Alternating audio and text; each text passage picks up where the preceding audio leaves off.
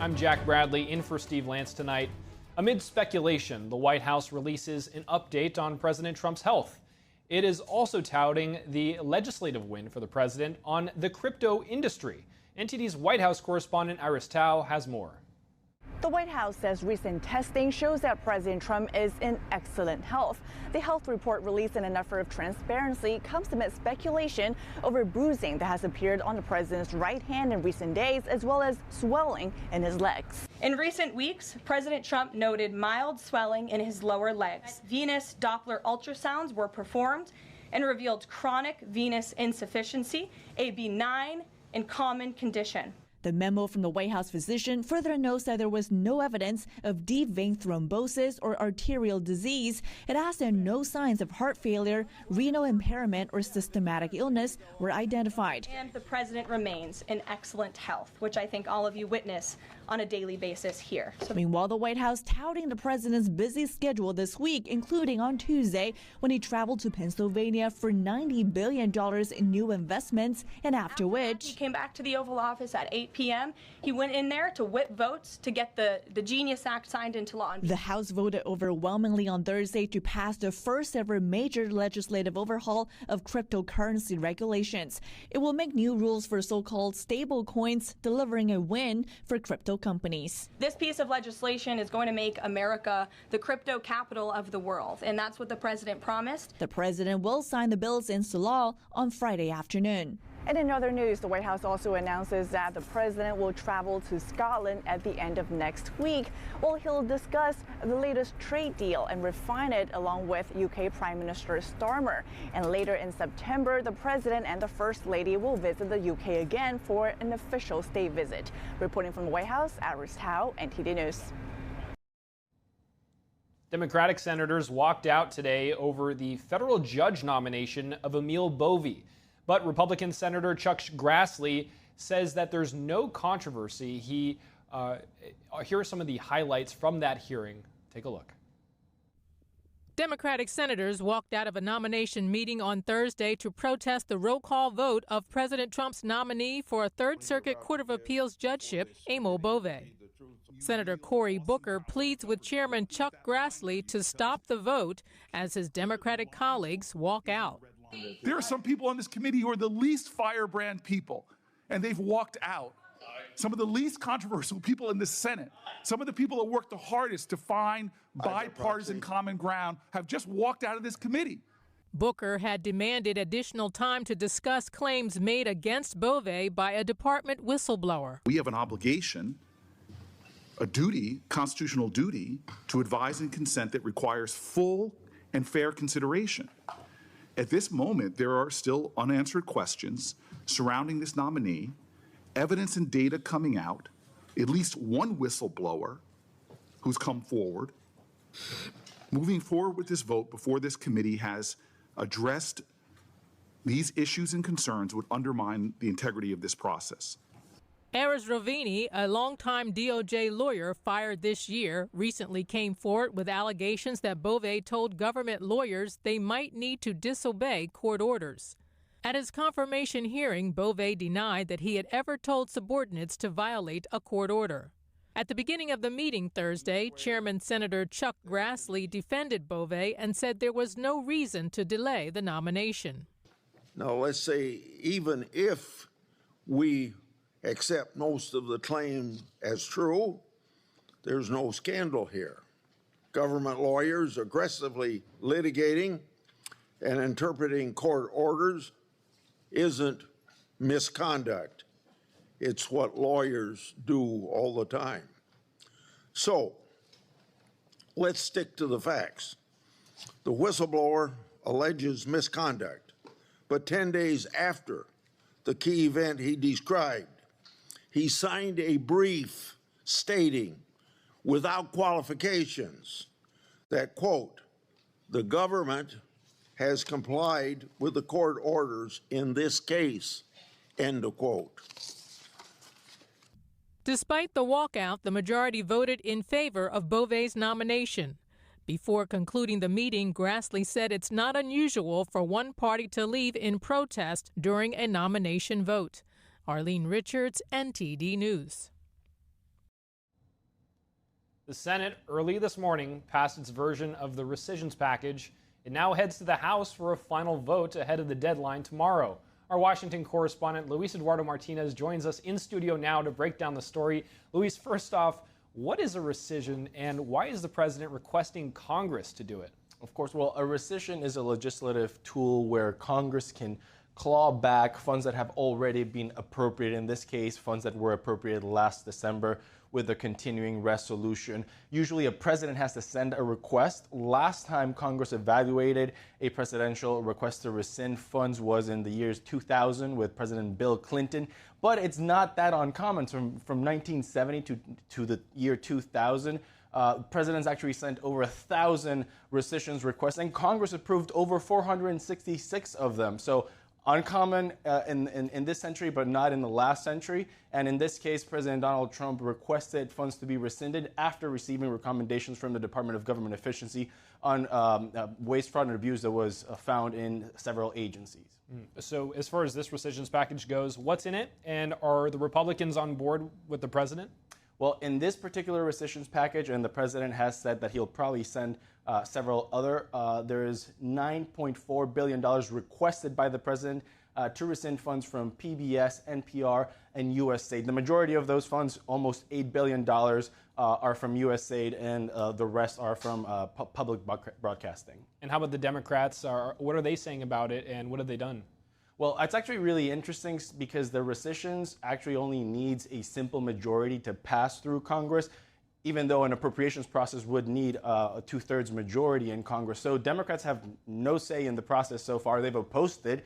But what they've done is they've threatened that if the rescissions are passed through Congress, and we already know that this morning the Senate passed their version, the House is right now in the Rules Committee evaluating that version.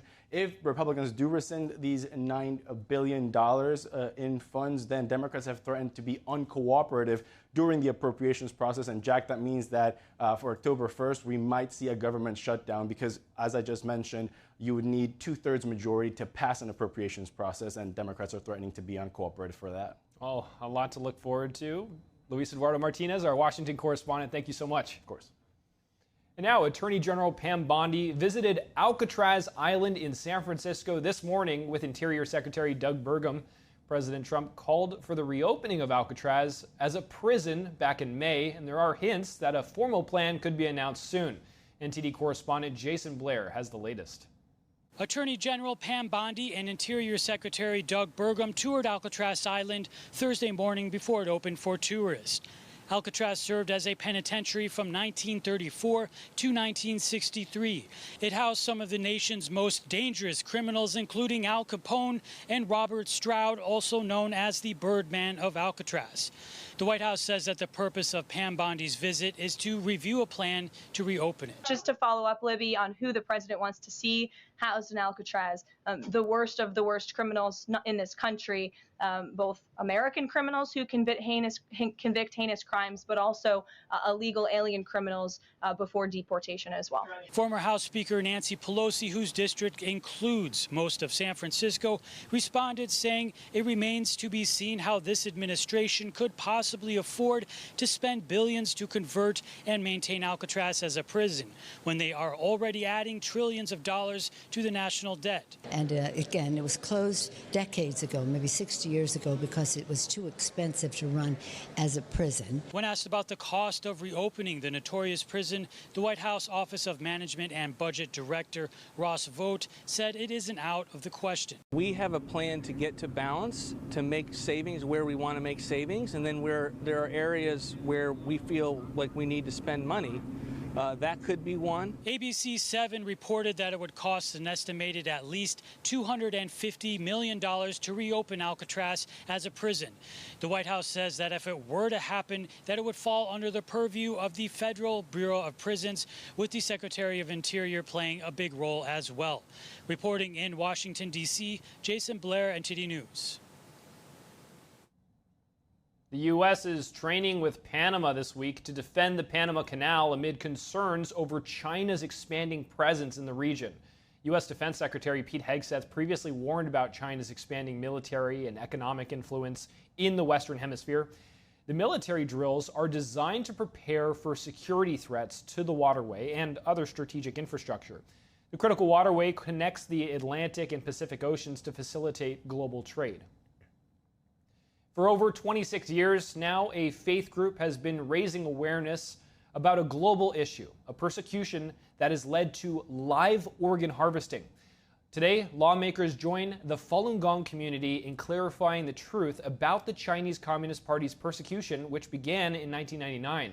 I was out at the events in D.C. earlier today. Let's take a look. Over 1,000 people have gathered in the nation's capital. They're commemorating the 26th anniversary of a deadly, ongoing persecution in China. That's the persecution of Falun Gong. The yellow, blue, and white are iconic colors for these practitioners to march to. The upbeat music represents the Falun Gong community's solemn resilience amid almost 3 decades of targeted discrimination from the Chinese Communist Party, which began on July 20th, 1999. We have seen surveillance. We have seen harassment, fines, detentions. We have seen imprisonment and torture, medical neglect, dehumanizing treatment, and even death. Falun Gong, also known as Falun Dafa, is a spiritual discipline based on the principles of truthfulness, compassion, and tolerance. One practitioner told us the practice helped him become a better person. So I cultivate myself to follow the principle of Falun Gong, that is truthfulness, compassion, forbearance. That really changed my life. In several months, my schoolmates, roommates, they all see my changes. They start liking me. So I really changed the quality of life. Despite the practice being peaceful, it has faced relentless suppression since 1999 when the CCP viewed its growing popularity as a threat. For myself, I was hung up with rope and beaten simultaneously by several people for several hours, and also was handcuffed around the tree in very cold winter night for several hours. Lawmakers have called on the CCP to end its campaign to eradicate the spiritual group. Elected officials such as Congressman Pat Ryan have rallied behind the Falun Gong Protection Act to end forced organ harvesting by the Chinese Communist regime. As I proudly represent the global headquarters of the Falun Gong movement in Dragon Springs, in Orange County in New York, north of New York City, I've had the privilege of visiting many times, spending time with a whole host of community members and leaders and practitioners, and it is such a special place, not only physically beautiful, but morally and spiritually such a rich and beautiful place. I will continue to stand with the Falun Gong practitioners, and Chinese government looks at it as a form of threat. I think that's completely wrong. That if we don't call out human rights abuses from a country that is seeking to expand its sphere of influence across the world, it really challenges American safety and security and prosperity. The House of Representatives have passed 2 bills this year to push for an end to these abuses, but the legislation still awaits action by the Senate. Basically the guts to stand up against a government like that, and Americans and anybody that believes in human rights, we have to stand with them. China has grossly violated the human rights of its people and the Uyghurs, but also others. And in fact, every single member of Chinese society does not have the freedom that they deserve to enjoy. We need to make some kind of decision. The House has done that. We need to do the same thing. A dangerous government and a very powerful government going against you. It is a hard thing to do, but it's the right thing to do. We stand for what's right, and I think those are the people who write history. What do you think about the persecution in China, the Chinese Communist Party persecuting these people for doing this practice? Oh, it's sad. It sounds like a really peaceful practice, and anybody practicing something that's not harming anybody, including themselves, should just be allowed to live, And they're also facing forced organ harvesting in China. What do you think about that? I mean, it's shocking to even hear that is happening anywhere. it's unimaginable. Compared to all the rights and liberties that we have here with our freedom of speech, it's pretty sad to see that this is an ongoing persecution. Well, that's a crime upon humanity. You know, we should be able to have the right to support or follow our own religion or spirituality, you know, so, but that's only one of many conflicts that China has. This large parade and rally, and many like it around the world, take place every year. And as for this quarter-of-a-century persecution against Falun Gong, practitioners continue to persevere in their faith. Reporting from Washington, D.C., Jack Bradley, NTD News.